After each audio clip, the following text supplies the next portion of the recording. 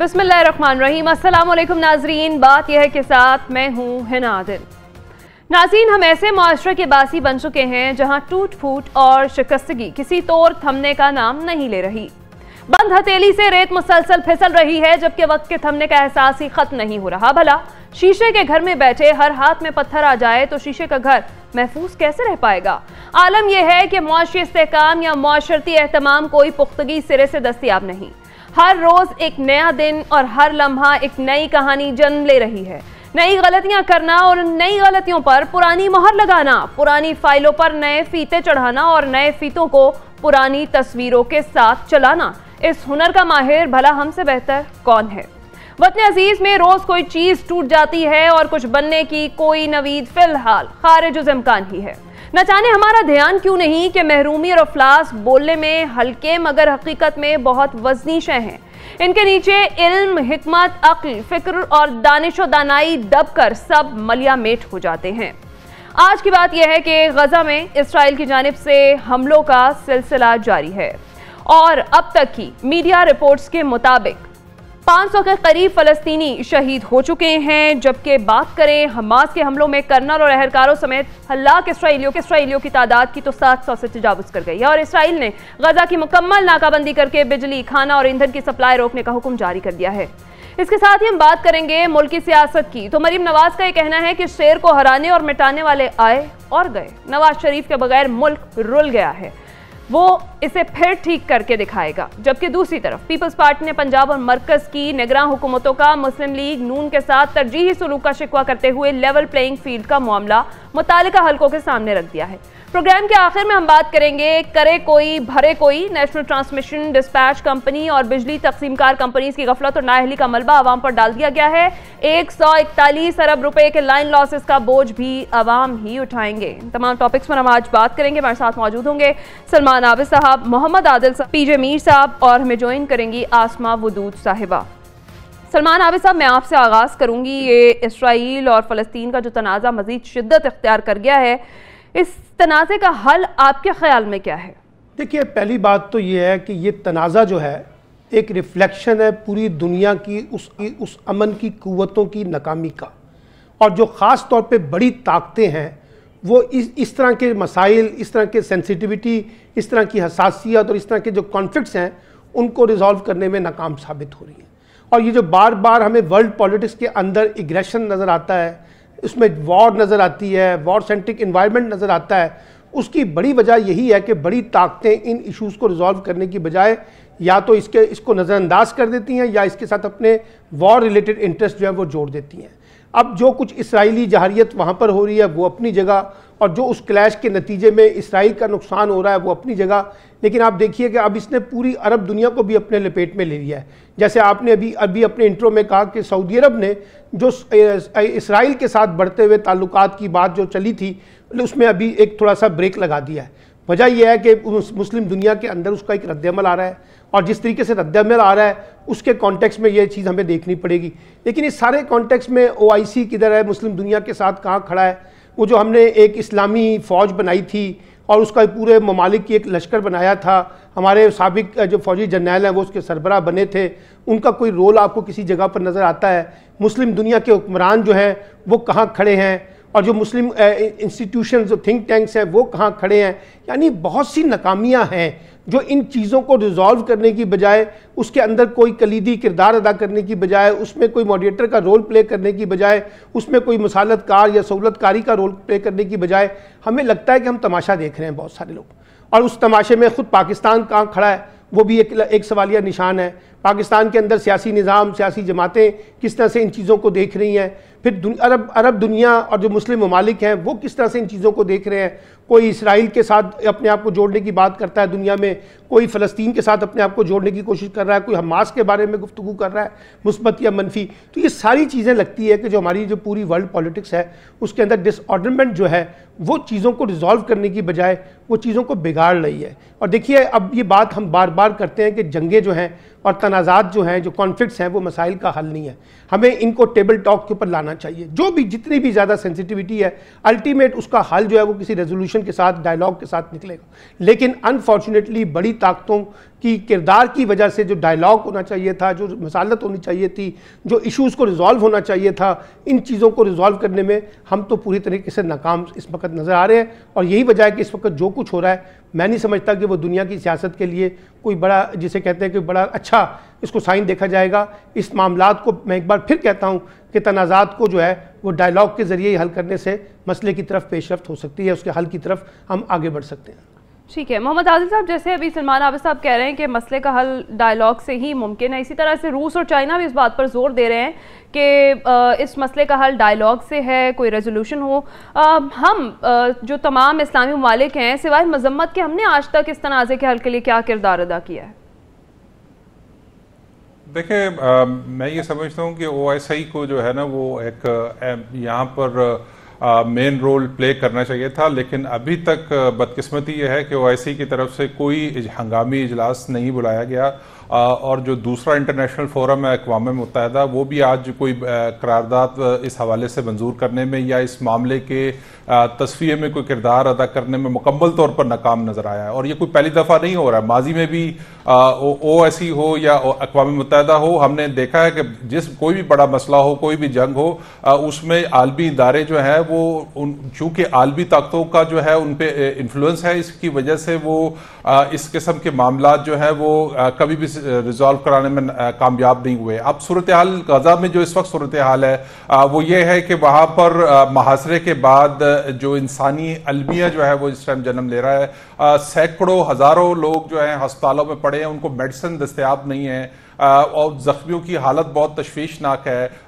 उनके पास अद्वियात जो है उनको नहीं पहुंच पा रही है। तो ऐसे में मुस्लिम दुनिया जो इतनी बड़ी तादाद में और उस सारे एरिया के सराउंडिंग में मुस्लिम ममालिक है, तो मुस्लिम ममालिक को जो है वो इसमें अपना रोल प्ले करना चाहिए था। सऊदी अरब ने इसमें इसको अप्रिशिएट तो करना चाहिए कि सऊदी अरब ने जो इसराइल के साथ अपने ताल्लुकात हैं उस पर कोई फैसला किया है, लेकिन OIC को हंगामी इजलास बुलाना चाहिए और इसके तस्वीर के लिए कोई पेशरफ्त करनी चाहिए। उसके अलावा कोई इसमें सोल्यूशन इसके अलावा नजर नहीं आता, क्योंकि अभी भी बड़ी ताकतें, जैसे अमेरिका ने अपना बैरी बेड़ा भेज दिया, और भी बहुत सारी ताकतों की कोशिश है कि इसराइल का जो है वो पल्ला भारी रहे।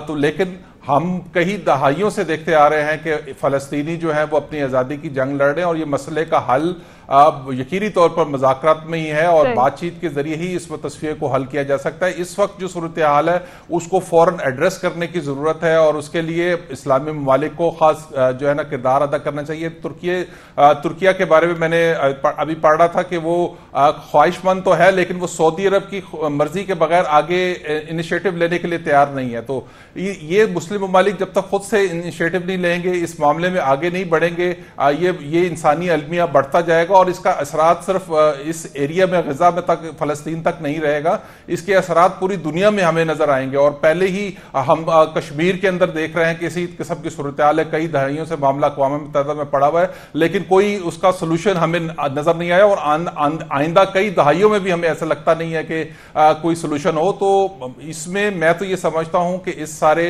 मामले में OIC का किरदार बड़ा इंपॉर्टेंट है, और जो उसको प्ले करना चाहिए और हंगामी इजलास बुलाना चाहिए। इसमें तब आलमी ताकतों को जो है बैठ के इस मसले का कोई हल निकालना चाहिए, वरना सूरत हाल दिन ब दिन मजीद खराब होती जाएगी। ठीक है आसमा साहिबा, जैसे अभी मोहम्मद आदिल साहब बात है कि इसका तस्वीर से ही हल निकालना चाहिए और OIC को चाहिए कि हंगामी इजलास तलब करे, तो इस सारी सूरत हाल में OIC का क्या किरदार बनता है और इस्लामी ममालिक आपके ख्याल से क्या किरदार अदा कर सकते हैं?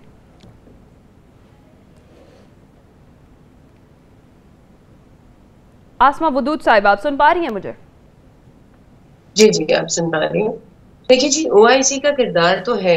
OIC का जिससे हम एक लार्जर सोल्यूशन देखने की कोशिश करते हैं ना, वो लार्जर सोल्यूशन तो इसमें बैनुल अक़वामी पावर्स के इकट्ठे होने की है। लेकिन हम अगर इस मुद्दे को समझ लेंगे ना कि ये बेसिकली प्रॉब्लम इतना एग्रीवेट होता क्यों है, तो सोल्यूशन ऑलरेडी निकल आएगा। हमें देखना है कि हमने एड्रेस किस चीज को करना है। ये ओवरनाइट डिराइव्ड मसला नहीं है, ये ओवरनाइट बना हुआ मसला नहीं है। गजा एक ओपन प्रिजन है, वो अपना खाने पीने, एम्प्लॉयमेंट, एजुकेशन फूड, वाटर, हर चीज के लिए इजराइल पे डिपेंड करता है। ये 17 साल से ये प्रॉब्लम चल रहा है। वहां पे 3 million people they are living congested, वो शोल्डर टू शोल्डर रहते हैं ताकि उन्हें किसी भी वक्त मैनिपुलेट किया जाए। ये अभी जो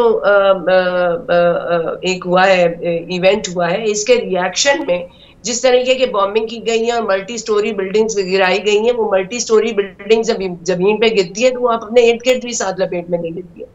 हमारी मेमोरी वहां से शुरू होती है, ओआईसी की मेमोरी वहां से शुरू होती है, या हमारे दोस्त ममालिक की मेमोरी वहां से शुरू होती है जब इस किस्म का कोई इवेंट हो जाता है। अभी भी इस इवेंट से पहले 230 फलस्तीनी शहीद हुए, जिसमें से 40 बच्चे थे। तकरीबन 50% बिलो पावर्टी रहते हैं और उसमें से भी 25% ऐसे हैं they can hardly make 2 days meal a day in फलस्तीन। तो हम किस प्रॉब्लम को किस तरह एड्रेस कर रहे हैं? इस प्रॉब्लम को प्रोएक्टिवली मुस्लिम वर्ल्ड को एड्रेस करना चाहिए। ये टेबल टॉक से तो होगा, लेकिन हमारा media is like a slave to the western world.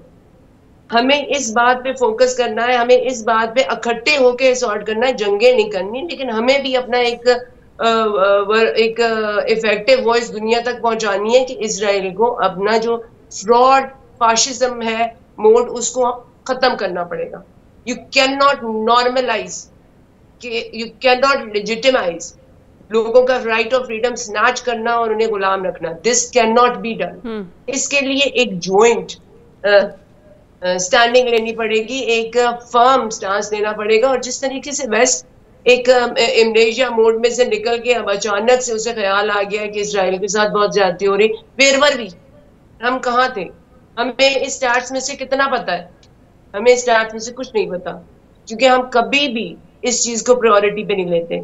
ये एक ऐसा कॉज है जो अंडर द कारपेट पड़ा हुआ है 70 सालों से, और मेरा ये ख्याल है कि शायद ये वहीं रहेगा। जैसे एक और बात की ना कि इंटरनेशनल फोर्सेस बीच में शामिल होने लगी और अमेरिका जो है उसने अपना बैरी बेड़ा भिजवाया। बेसिकली बरतानिया ने भी ऐलान कर दिया। आर्मियां तो बहुत खतरनाक होती हैं, लेकिन अमेरिका की जानियां भी हमने देखी है अफगानिस्तान में। तो इस चीज से इंटिमिडेट होने के बगैर मुस्लिम वर्ल्ड शुड यूनाइट। ओआईसी जैसा प्लेटफॉर्म हमें मिल जाए बेहतरीन, अगर नहीं मिलता तो जैसे कि लोगों में एक एकता है, दुनिया के मुसलमानों में एक एकता है, आपकी उसमें ना हो, गवर्नमेंट्स में ना हो, ये चीज अक्रॉस द बोर्ड पहुंचानी जरूरी है कि ये ओवरनाइट इवॉल्व हुआ, इस इवेंट से इवॉल्व हुआ किस्सा नहीं है। It has a history and that history needs to be addressed. वहां पे लोग रहते हैं, वहां लोग मरते हैं, उनको राइट है फ्रीडम का, और वो एक म्यूचुअल एग्जिस्टेंस का फॉर्मूला डिराइव करके एक अच्छे तरीके से उन्हें भी राइट है कि वो अपनी जिंदगी गुजारें। तो हमारे पास प्लेटफॉर्म बहुत है, we need to look at. बिल्कुल ठीक है सलमान आबिद साहब, हो भी तो सकता है कि ये इसराइल की तरफ से ये जो रीसेंट जो तनाज़ा जो शिद्दत इख्तियार किया है जिसके बाद से, जिस वाक़े के बाद से, वो एक फॉल्स फ्लैग ऑपरेशन हो, इस पर आप क्या राय रखते हैं? देखिए, कुछ भी हो, सवाल यह है कि आपने वर्ल्ड पॉलिटिक्स को डिसऑर्डर किया है ना, आपने जंगों को इनिशिएट किया है ना, आपने कॉन्फ्लिक्ट को क्रिएट किया है ना, आपने वर्ल्ड पॉलिटिक्स के अंदर वही पावर पॉलिटिक्स, वही वॉर सेंट्रिक अप्रोच जो है उसको अख्तियार करने की कोशिश की है, ताकत के नशे में, ताकत के अंदाज में लोगों को कुचलने की कोशिश की है। तो यही तो वो सारी डिबेट है जो दुनिया की पॉलिटिक्स में जो पीस से जुड़े हुए लोग वो कहते हैं कि जनाब हमें क्या ज़रूरत है कि हम बिला वजह के तनाज़ात पैदा करते हैं, क्या हमें शौक़ है और क्यों हम ये वॉर सेंट्रिक बन जाते हैं, क्या वजह है कि हम असलों की बुनियाद के ऊपर अपने फैसला करना चाहते हैं। तो इससे बाहर निकलें। अब इसका जो फोरम था, देखिए, 2 ममालिक कर सकते हैं, उनके अंदर जो है एटीट्यूड पैदा हो सकता है, एग्रेशन पैदा हो सकता है, जंग पैदा हो सकती है, लेकिन ये जो बड़ी ताकतें हैं वो क्या कर रही हैं? अच्छा, फिर बड़ी ताकतों से निकले तो अभी जो आदिल साहब ने भी बात की, आसमा साहबा भी बात कर रही हैं, फिर ये वर्ल्ड फोरम हमने बनाए क्यों है?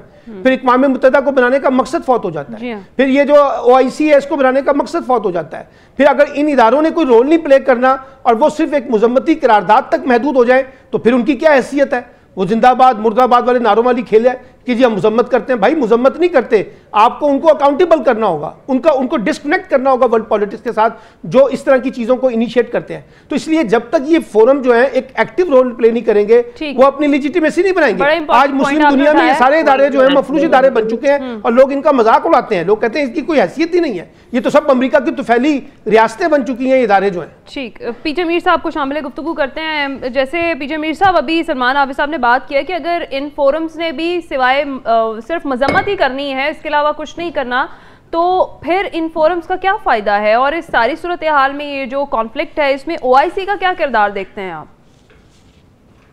देखें, OIC तो खैर आप छोड़ दें, सारों के इंटरेस्ट इनकी एम्बेसी खुली हुई हैं। टेल अवीव में आप चले जाएं, मैं तो 2006 की जंग मैंने इजराइल से ही कवर की थी और मैंने सब कुछ देखा कि अरब एम्बेसीज आते हैं, इनफैक्ट अब UAE भी उनके साथ आ गए। तो द क्वेश्चन इज कि देखें, ये मजम्मत हम करते रहेंगे लेकिन इसको कोई नोटिस नहीं लेगा। आज हमास ने एक अटैक किया तो पूरी दुनिया के कान खड़े हो गए। तो कश्मीर के अंदर कुछ होता है, दुनिया सो जाती है। तो हर एक के अपने अपने इंटरेस्ट होते हैं। लोगों के इंटरेस्ट है इसराइल के साथ। इसराइल की लॉबिंग बहुत तकड़ी है in comparison to the Arabs. Arabs are disarrayed, ये डिसयूनाइटेड हैं और ये लोग कभी भी आपने देखा है कि किसी ने मजम्मत की हो, इस तरह की चीज हो, जब हमास या पैलेस्टीनियंस के ऊपर रॉकेट्स होते हैं। मैं तो वही था जब ये रॉकेट्स मार रहे थे उनके ऊपर, तो उन्होंने भी मारे रॉकेट, उन्होंने स्कड मिसाइल्स मारे। तो ये तो चलती रहेगी चीज जब तक कि आप इसको रिजॉल्व नहीं करोगे डिप्लोमेटिकली और पीसफुली, ये काम चलता रहेगा। और ये जिस तरह के कश्मीर में, जिस तरह खालिस्तान में, जिस तरह मीजोज में, तामिल्स में, ये मूवमेंट्स, इंडिजिनस मूवमेंट्स चलती रहेंगी। यहाँ पैलेस्टीन की एक इंडिपेंडेंस का सवाल है, उसमें कोई बात करता नहीं है। राइट टू सेल्फ डिटर्मिनेशन वहाँ है कोई नहीं है। तो और इजराइल के साथ आप मुकाबला नहीं कर सकते। अब क्या करेंगे? उनको न्यूक्लियर बॉम्ब मारेंगे, उसका रिजल्ट क्या होगा वो फिर आपको भी पता चल जाएगा। तो हमें जाना है, जो कुछ करना है हमने पीस के साथ करना है। और पीस के साथ जब तक दोनों साइड्स नहीं करेंगी, आप देखेंगे कि ये दुनिया डिवाइडेड होगी। और ये जो चीज़ है, ये एक बदकिस्मती है हमारे एक वर्ल्ड ऑर्डर के ऊपर, वर्ल्ड पीस ऑर्डर के। एक ये ट्रबल स्पॉट है, एक कश्मीर का ट्रबल स्पॉट है, फिर आपके दूसरे जो इंडिजिनस और ट्रबल स्पॉट्स हैं उसमें तो कोई नोटिस लेता नहीं है। ये सिंपली बिकॉज इजराइल की लॉबी तकड़ी है तो दुनिया की आंखें खुल जाती हैं। इंटरनेशनल मीडिया इजरायलीज और जूस के हाथ में, तो वो तो करेंगे, वो तो बिल्कुल इसको प्रोपेगेट करेंगे। बिल्कुल, वेस्टर्न मीडिया इस वक्त एक अलग किस्म का ही प्रोपेगेंडा कर रहा है। बिल्कुल कर रहे हैं। वो कभी वो पिक्चर नहीं दिखाएंगे कि जहां वो निहत्ते सिविलियंस को मारते हैं। You're right. आसमा साहिबा कुछ ऐड करना चाह रही हैं? ये भी हमने वेस्टर्न मीडिया के बारे में बात की ना, तो कल मैं I was a part of a telethon एक वेस्टर्न प्लेटफॉर्म पे। It was tragic. कल वहां पे आपका डिस्कस हुआ रोल ऑफ तुर्किया, आपका डिस्कस हुआ रोल ऑफ कतर, आपका डिस्कस हुआ role of Saudi Arabia. Sadly, I was there for quite some time. Nobody even mentioned Pakistan in its role. Diplomatically, हमने खुद को इतना isolate करके और इतना unconspicuous कर दिया है कि कल मुझे ये बात फील हुई, जहाँ पे हम एक सोल ओनली न्यूक्लियर पावर है, एक वाइब्रेंट वॉइस थी, एक क्या कहते हैं स्टैंडिंग रखने वाला मुल्क था। हमने अपनी प्रॉब्लम्स को इतना मैग्नीफाई कर दिया है कि दुनिया की स्केल पे हम इनविजिबल होने लगे। कल इस इसराइल और फलस्तीन के किस्से में नेगोशिएशन के हवाले से, इसको पैसिफाई करने के हवाले से पाकिस्तान का नाम दूर दूर तक नहीं लिया गया, unfortunately, and that was tragic. What have we done to ourselves? बिल्कुल ठीक है। इस मसले का जो हल है वो एनालिस्ट यही राय रखते हैं कि इसके ऊपर कोई रेजोल्यूशन होनी चाहिए और जितनी आलमी ताकतें हैं उनको इसके ऊपर जो है किरदार अदा करना चाहिए, सिवाय मजम्मत के जो है अमली तौर पर कुछ करके दिखाना चाहिए। ब्रेक का वक्त तो है, ब्रेक के बाद जब वापस आएंगे तो बात करेंगे कुछ मुल्की सियासत के हवाले से। मरियम नवाज साहिबा ये कहती हैं कि मुल्की मुआशी हालात बेहतर होने वाले हैं क्योंकि नवाज शरीफ साहब के बगैर मुल्क रुल गया था और वो वापस आ रहे हैं। इसके साथ साथ ही पीपल्स पार्टी ने भी लेवल प्लेइंग फील्ड ना मिलने का शिकवा भी कर दिया। इस पर बात करते हैं इस ब्रेक के बाद।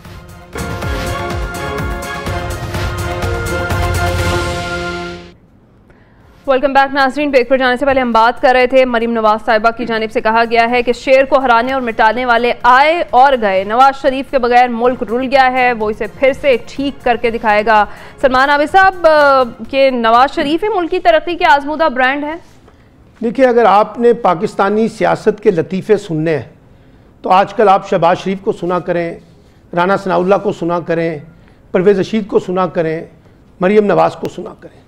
भाई, अगर नवाज शरीफ साहब के पास ये जादू था और शहबाज शरीफ के बकौल के मईशत वही आके ठीक करेंगे, तो ये जो मईशत की 16 माह में बर्बादी की है शहबाज शरीफ ने, उसके बारे में भी कुछ गोश गुजार कर देते हैं और इतराफ़ करते कि मैंने मईशत को बर्बाद किया है और मेरा बड़ा भाई आके मईशत को संभालेगा। अच्छा, अब नवाज शरीफ लगता है कि पाकिस्तान में पहली दफ़ा उनका ज़हूर हो रहा है और लोगों को पता ही नहीं नवाज शरीफ साहब कौन है और हम उनके बारे में इनकलाब की बातें सुनना शुरू कर रहे हैं। मैं तो 1979 से नवाज शरीफ को जानता हूँ, जब पहली बार वो वज़ीर ख़जाना बने थे। इसलिए हमारे लिए तो कोई नई चीज़ नहीं है। हर दफ़ा वो पटारी में से एक सांप निकालते हैं कि जी मैं मईशत को दुरुस्त कर दूंगा, और मौका भी मिलता है उनको, टाइम भी मिलता है। वो इस्टेब्लिशमेंट के लाडले भी रहे बेनज़ीर के मुकाबले में। बेनज़ीर के मुकाबले में जितनी इक़्तिदार की स्पेस उनको मिली, किसी और को मिली नहीं। अभी भी आप देखिए, वो इतने लाडले हैं कि यहाँ से इलाज के लिए पाकिस्तान से बाहर भी जाते हैं, फिर जद्दे में थे वहाँ से डील करके पाकिस्तान आते हैं, अब भी वो डील करके पाकिस्तान आ रहे हैं। आए पाकिस्तान, किसने रोका है? और मईशत का इलाज अगर उनके पास है तो 100 बिस्मिल्लाह। पाकिस्तान की मईशत तो इस वक्त एक बीमार कैंसर ज़दा मईशत के तौर पे खड़ी है ना।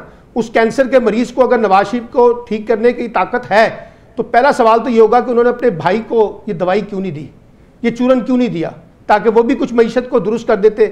और आज जो इनके ऊपर बड़ा बोझ बना हुआ है, जब वो वोट मांगने जाएंगे, देखिए ना, अब तो पाकिस्तान के जलसे भी बड़े शानदार होने लग गए हैं।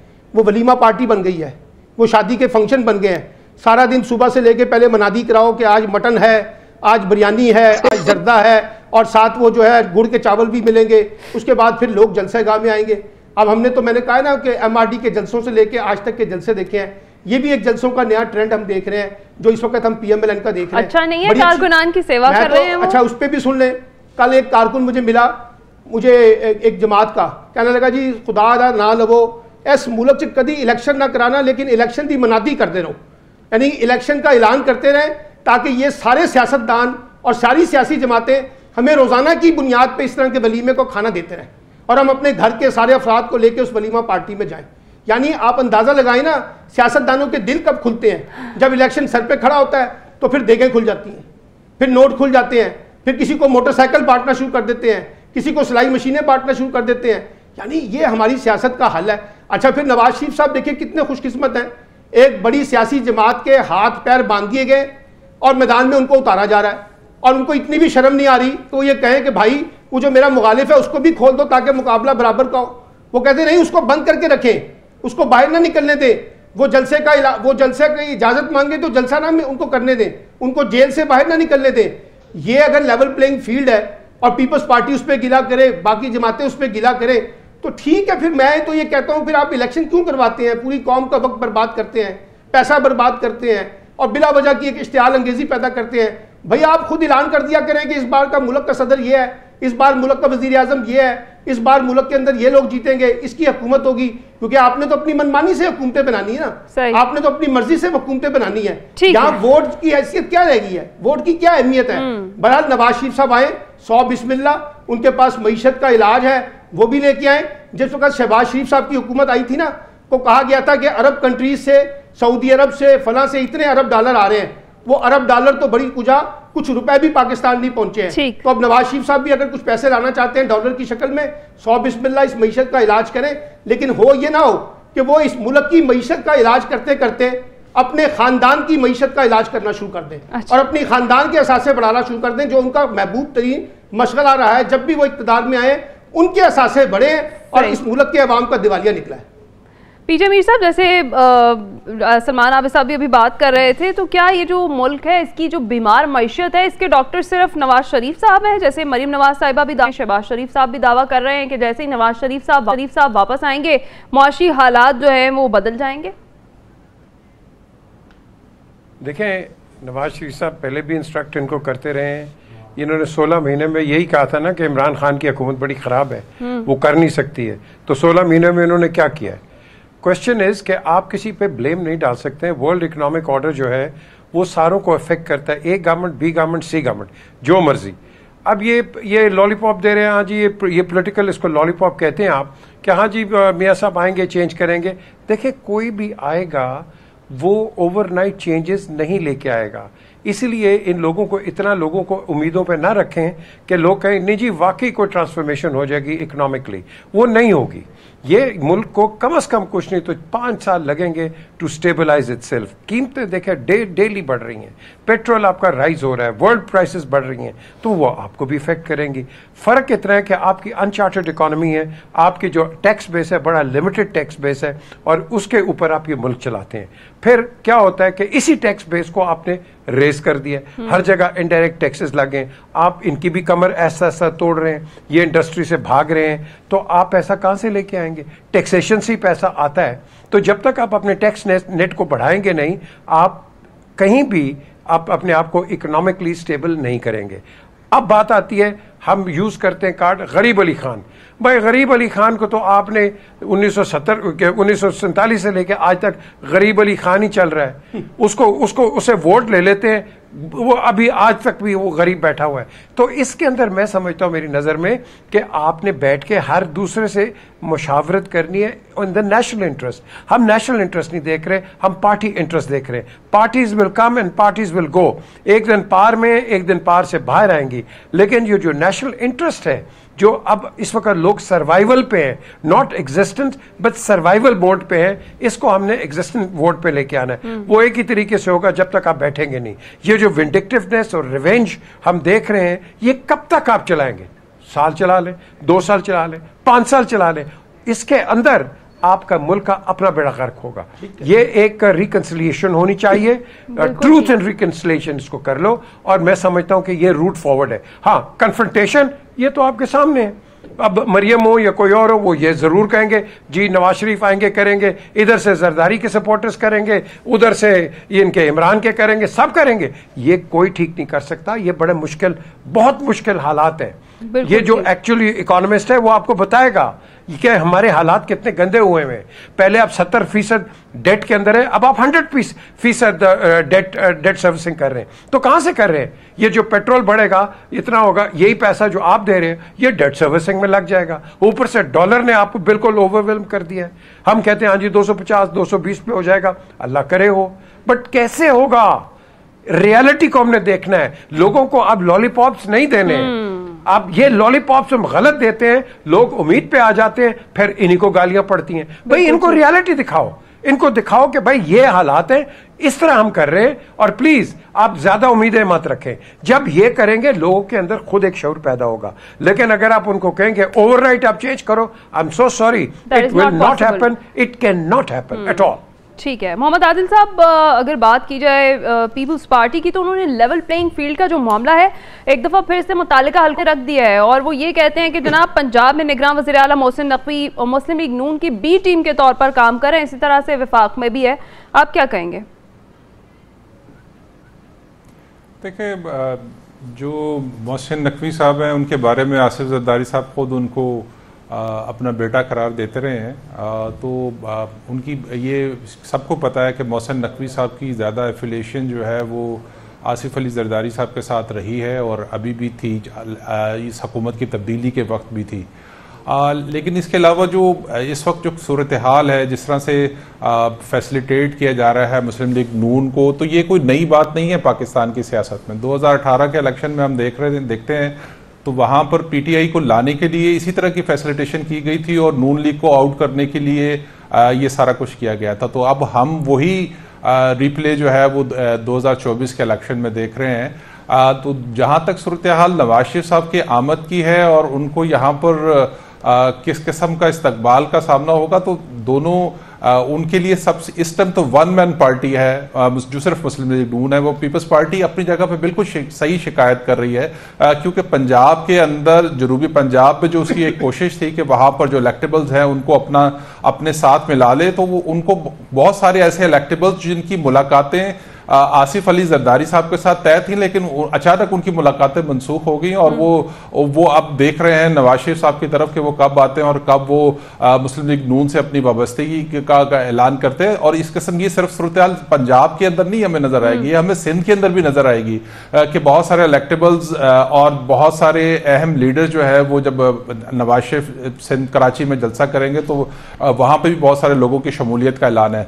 तो अब नवाज शरीफ मुस्लिम लीग नून के लिए मैदान एक किस्म का तैयार है, लेकिन यहाँ पर मसला उनके लिए जो एक बड़ी जो पॉलिटिकल फोर्स थी वो इस वक्त मसाइब का शिकार है, उनकी क़यादत अंदर है, कुछ उनके रहनुमा जो है वो मफरूर हैं और कुछ जो है वो तायब हो चुके हुए हैं। तो अब सिर्फ नवाज शरीफ का मुस्लिम लीग नून का अपनी ही जो 16 महीने की कारकर्दगी है उससे मुकाबला है। नवाज शरीफ या उनकी पार्टी जो पिछले 4 साल का हवाला देती है वो लोगों को जो है अट्रैक्ट नहीं करती। वो लोग इस वक्त जिस सूरत हाल का सामना कर रहे हैं लोगों के लिए वो मसाइल हैं।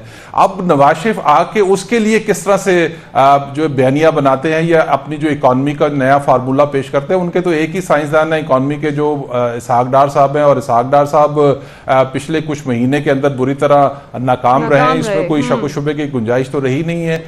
तो अब वो आके नवाज शरीफ के साथ मिलकर मईशत का ऐसा क्या चूरन बेचेंगे, ये तो अब उनके 21 अक्टूबर के जलसे का इंतजार ही करना पड़ेगा कि उसमें वो क्या नया बयानिया लेके आते हैं। और मईशत के हवाले से बाकी जो उनका बयानिया किसी साबिक इस्टेब्लिशमेंट के खिलाफ था वो तो आपको पता है कि वो उससे बैकआउट कर गए हैं। तो अब मईशत ही वाहिद बयानिया है और मुल्क की ज़रूरत भी है। कोशिश भी यही होनी चाहिए कि तमाम पॉलिटिकल जो एलीट है उसको मिलकर जो एक माशी सूरत हाल के ऊपर जो कोई कंसेंसस करना चाहिए और मईशत को जो है वो आगे लेके चलना चाहिए, वरना ये मसाइल इसी तरह बढ़ते रहेंगे। ठीक है आसमा साहिबा, जैसे अभी मोहम्मद आदिल साहब भी बात कर रहे थे कि वफाक और पंजाब में जो नून लीग से तरजीही सलूक पीपल्स पार्टी कह रही है कि नामंजूर है, तो ये कोई नई बात नहीं है, ऐसा होता आया है। तो फिर क्या वजह है कि इंतखाबात के मामले में पीपल्स पार्टी बर वक्त इंतखाबात की हामी है लेकिन नून लीग और JUI का मौक़िफ़ तब्दील है? देखिए जी, नून लीग के साथ तरजीही सलूक तो हो रहा है, उसके बारे में तो कोई दो राय नहीं है। आपकी एक ऐसी पार्टी जिसका शायद ग्राउंड लेवल पे फिलहाल इतना इम्पैक्ट नहीं है, लेकिन उसको बेसिकली बूस्ट किया जा रहा है। जैसे कहते हैं ना फेसबुक पे बूस्ट कर लेते हैं हम पोस्ट, वैसे उसको हमारी पॉलिटिक्स में बूस्ट करने की कोशिश की जा रही है। लेकिन जो आपने कहा ना कि पीपल पार्टी और JUI are feeling insecure about Nawaz Sharif साहब और नून लीग, ये एक बिल्कुल this is an absolute story. PDM जब बन गई, इकट्ठे कैबिनेट में बैठ गए तो इनकी अपनी इंफरादी सियासत को तो उन्होंने दफन कर दिया, आइडियोलॉजी को दफन कर दिया। इनका मुकाबला 1 अगेंस्ट ऑल है, 1 अगेंस्ट ऑल था इस वक्त भी। जब तक लेवल प्लेइंग फील्ड आप एक मोस्ट पॉपुलर पार्टी को नहीं देंगे, it will always be 1 against all. आप चाहे कि आपस में ये वो एक पिंग पोंग का वो टेस्टर जैसे आप कर रहे होते हैं ना, वो बॉलियां बना बना के एक दूसरे को दे रहे होते हैं, वो देते रहे, लेकिन this is 1 against all competition, और ये इलेक्शन भी 1 अगेंस्ट ऑल होगा। जब तक एक लेवल प्लेइंग फील्ड आप वोटर को ट्रस्ट करें, उसको ये उसकी जो डिफॉल्ट राइट है वो उसे ट्रांसफर करें, वो अपनी फ्री विल से वोट दे, एक फ्री एंड फेयर इलेक्शन हो, फिर जिसको वो इलेक्ट करे वो आ जाए, जिसको वो the one he throws out of the window should go out of the window. लेकिन ये इनके आपस की -1 और +1 वाला फॉर्मूला ना चलाया जाए इस बार, यही कह रही हैं आप? जी जी, मैं ये कह रही हूँ कि आप यही कहना चाह रही हैं कि अब की बार -1 और +1 वाला फॉर्मूला ना चलाया जाए, आवाम पर छोड़ दिया जाए। बिल्कुल वो चल नहीं सकता। हम एक अलहदा किस्म की सियासत में है, हम एक अलहदा किस्म की मीडिया के दौर में है, हम एक अलहदा किस्म की दुनिया में है। आपकी जो इंटरनेट की पेनिट्रेशन और ग्लोबलाइजेशन और सोशल मीडिया ने दुनिया की बहुत सी चीजों को रीडिफाइन कर दिया है, कम्युनिकेशन को कर दिया है, मोबिलिटी को कर दिया है, पॉलिटिक्स को कर दिया है। सही। आप इस तरीके से लोगों को ट्यून और ड्राइव नहीं कर सकते। जो भी हम इकोनॉमिक्स की बात कर रहे थे कि नून लीग की इकोनॉमिक डेवलपमेंट 2017 पे आके क्यों रुक जाती है? नवाज शरीफ 2017 तक अपनी अचीवमेंट्स बताते हैं, उसके आगे 2018 और पिछले जो 16 महीने वो कहाँ लोगों की मेमोरी से वैनिश हो जाएंगे? बिल्कुल भी नहीं होंगे। एक चीज का रिकॉर्ड लोग अपने पास रखते हैं। नवाज शरीफ साहब अगर वापस आते हैं तो उनका मुकाबला, जैसे पीजे मीर साहब ने भी यही कहा और आप भी यही कह रही हैं कि उनका कारकर्दगी से मुकाबला है जब वो वापस आएंगे। नाज़रीन, ब्रेक का वक्त है, ब्रेक पर जाएंगे। ब्रेक के बाद जब वापस आएंगे तो बात करेंगे नेशनल ट्रांसमिशन डिस्पैच कंपनी और बिजली तकसीमकार कंपनीज की गफलत और नाअहली का मलबा आवाम पर डाल दिया गया और 141 अरब रुपए के लाइन लॉसेस का बोझ भी अब आवाम ही उठाएगी। इस पर बात करते हैं इस ब्रेक के बाद। वेलकम बैक नाज़रीन। ब्रेक पर जाने से पहले हम बात कर रहे थे नेशनल ट्रांसमिशन डिस्पैच कंपनीज और बिजली तकसीमकार कंपनीज की गफलत और नाअहली। अब 141 अरब रुपए से जायद लाइन लॉसेस और ट्रांसमिशन लॉसेस का बोझ भी सार्फिन पर डाल दिया गया है। सलमान आबिद साहब, ये तो वही बात हो गई, करे कोई और भरे कोई एक शोबा ऐसा बता दें जिस पे आवाम पे बोझ नहीं डाला जा रहा। पूरे का पूरा गवर्नेंस का निज़ाम, पूरा का पूरा टैक्स नेक्स्ट का निज़ाम, पूरा का पूरा मईशत का निज़ाम और पूरे के पूरे बेनिफिट्स जो इकॉनमी के बेनिफिट्स हैं, उसका निज़ाम जो है वो आम आदमी के ख़िलाफ़ है। आम आदमी को तो हमने बना दिया है बेगर, चैरिटी। इस तरह के मॉडल हमारे पास हैं। मेन स्ट्रीम इकनॉमिक डेवलपमेंट आम आदमी की इस वक्त पूरी स्टेट के पास तरजीही एजेंडा नहीं है। और ये मैं किसी एक सियासी जमात, जैसे पीजे मीर ने कहा ना और आदिल साहब ने भी कहा, किसी एक जमात के पास भी ऐसा कोई प्लान नहीं है कि अगर उनको 5 साल की हुकूमत मिले तो वो हुकूमत मिलने से पहले लोगों के सामने अपना कोई मॉडल रख सके, रोड मैप रख सके कि ये है हमारा रोड मैप। अगर 5 साल हमें हुकूमत करनी दी जाए तो हम आवाम को इन तकालीफ से बाहर निकाल सकेंगे। किसी के पास नहीं है। जिसके पास कभी वो इसाक डार साहब की शक्ल में, कभी आप वो शौकत तरीन की शक्ल में, कभी वो जनाब नवीद कमर की शक्ल में, जिसकी मर्जी शक्ल ले आए, सब आपको आके सुहाने ख्वाब दिखाएंगे। नीचे जो है सरफस में कुछ भी नहीं है आम आदमी का। यही वजह है कि पाकिस्तान की पॉलिटिक्स और डेमोक्रेसी आम आदमी के कॉन्टेक्स्ट में डे बाय डे कमजोर हो रही है। पीजे मीर साहब, आप क्या कहेंगे? देखिए, सलमान ने बिल्कुल हिट कर दिया, नेल ऑन द हेड। हम अपनी फेलियर्स को डिस्कस कर रहे हैं, सक्सेस को तो डिस्कस ही नहीं कर रहे।